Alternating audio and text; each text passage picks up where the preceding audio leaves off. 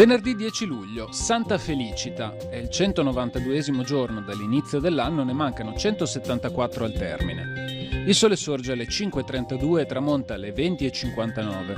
La luna si leva a mezzanotte e tramonta alle 10:49.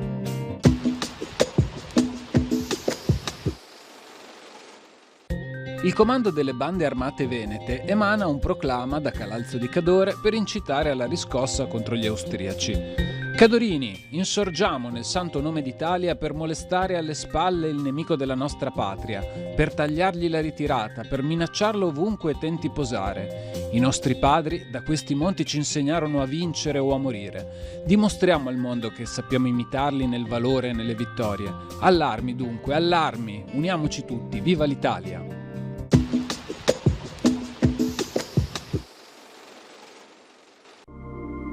Le previsioni per domani. Tempo da variabile a localmente instabile, con spazi di sereno alternati ad addensamenti nuvolosi.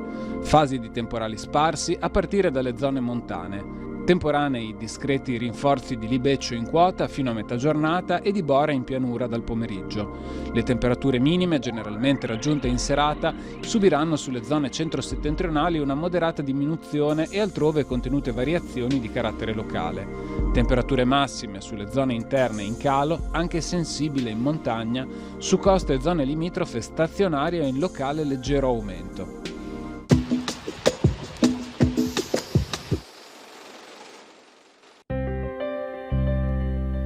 È nella parte centrale dell'alta pianura veneta, delimitata a nord dalle montagne del massiccio del Grappa, a est dal fiume Piave, a sud dai colli asolani e a ovest dal fiume Brenta, che nacque Crespano del Grappa.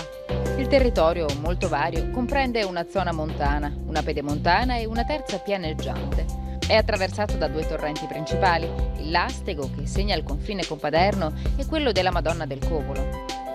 La montagna protegge questo piccolo paese, coccolandolo con inverni miti ed estati moderatamente calde e ventilate.